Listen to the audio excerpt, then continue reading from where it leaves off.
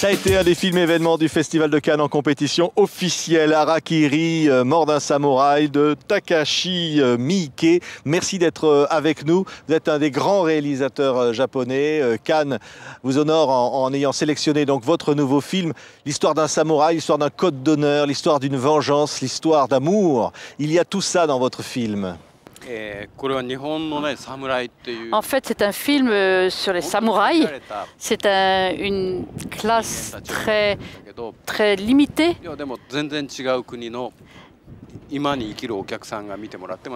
Mais pour nous, pour les Japonais qui vivent à une autre époque, ce qui m'intéressait, c'est de voir ce qui pouvait être commun à ce que je racontais dans ce film et l'époque d'aujourd'hui.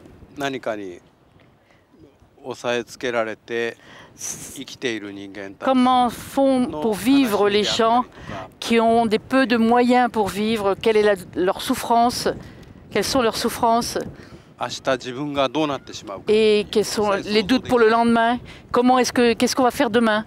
Et ce sont des souffrances et des questions qu'on partage avec cette époque-là. Je pense que si les gens qui voient ce film peuvent aussi trouver un écho à leur propre vie, je serais vraiment très satisfait. Mort d'un samouraï, on regarde la bande-annonce.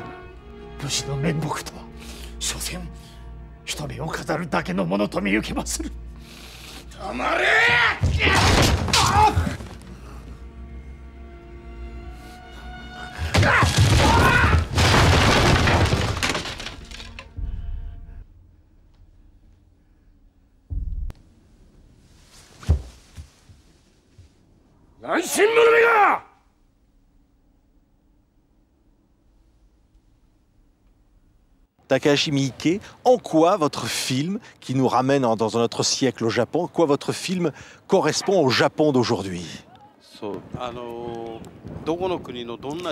Dans un pays, dans n'importe quel pays, dans n'importe quelle époque, je pense que les hommes expérimentent les mêmes choses. Ils ont les mêmes soucis. Alors qu'ils apprennent beaucoup de choses, ils recommencent à reproduire les mêmes erreurs. C'est une histoire ancienne, certes, ça se passe dans des temps anciens. Quand on peint cette époque-là, on peut peindre la bêtise de l'être humain, mais aussi la beauté de l'être humain. Ce n'est pas la peine de courir toujours après des choses modernes. Je crois qu'il faut aussi penser au passé. La violence est présente dans votre film, dans vos films, hein. C'est un message au monde d'aujourd'hui, c'est une réponse à la violence du monde aujourd'hui. Ça, je ne peux pas dire. Moi, je ne pense pas que mes films soient particulièrement violents. Par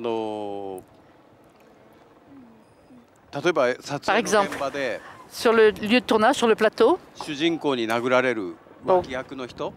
quand les assistants se battent contre le protagoniste principal,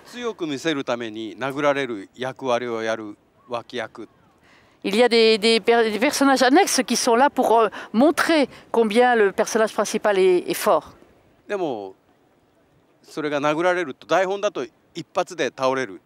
Alors dans le scénario, par exemple, on dit ils peuvent, pour montrer la force, il faudrait faire tomber le protagoniste d'un seul coup. Mais je trouve qu'en un seul coup, en fait, les personnages annexes ne sont pas là pour renforcer le personnage principal. Le personnage annexe a également son propre jeu à jouer. Donc, il faut renforcer. Bon, c'est normal, il ne peut pas tomber d'un seul coup, il faut rajouter, sinon le pauvre, l'annexe, le partenaire. Et c'est un renforcement de violence, mais c'est comme ça que ça se passe dans la vie, en fait. Donc petit à petit, il y a l'escalade et à la fin, il faut couper la tête du protagoniste principal. Moi, je pense que les personnages annexes ne sont pas... Je les aime autant que le personnage principal, donc je leur donne aussi un rôle important à jouer. Et c'est une surenchère de valeurs humaines. Le résultat, c'est qu'il y a de la violence, mais c'est que pour que chacun existe, finalement, à l'écran, il faut qu'il y ait cette espèce de surenchère de violence. Mais la violence n'est pas le but. Oui, votre samouraï qui se fait harakiri, il veut mourir avec la dignité, avec l'honneur. Cette notion de sacrifice, je disais, dans ce Japon martyrisé récemment par ce tremblement de terre, par ce tsunami, par cette catastrophe nucléaire. Que dit votre film? Que dites-vous, vous, cinéaste japonais, aujourd'hui, à travers votre cinéma? C'est pas facile de répondre. Actuellement, le Japon,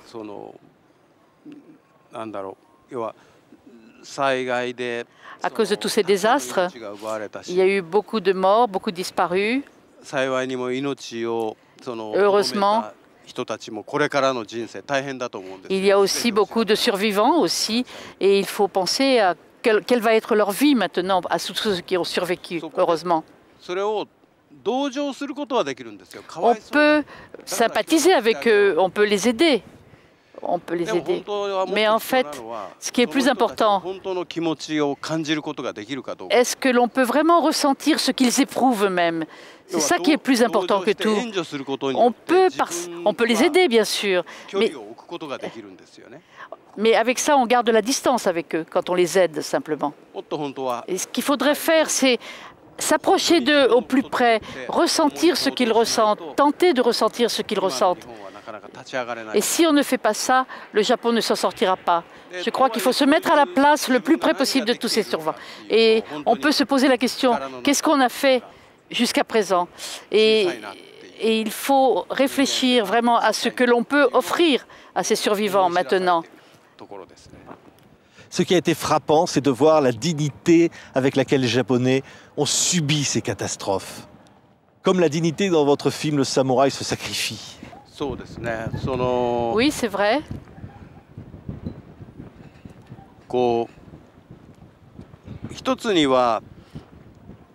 En fait, les désastres dus au tremblement de terre, ça arrive très souvent au Japon. Et dans ces tragédies-là, on sait qu'il y aura un prochain printemps qui va arriver. Mais comment est-ce que l'on peut atteindre ce printemps? Selon les époques, la réponse est différente. On sait que le printemps va arriver. On sait qu'après la nuit vient le jour. Cette espèce d'espoir, il faut que tous ces survivants puissent vivre avec cet espoir-là. Donc il faut se poser la question, est-ce que nous, on n'a pas fait des bêtises qui ont amené à ce désastre aussi, pour éviter que ça ne se reproduise? Merci. Et ça, il faut apprendre de cette... Merci Takashi Miike, donc grand réalisateur japonais pour Mort d'un samouraï, donc Harakiri, présenté d'ailleurs, il faut le dire, en relief, qui a donc été l'un des grands événements du Festival de Cannes. Merci d'avoir été l'invité de TV5 Monde. Merci.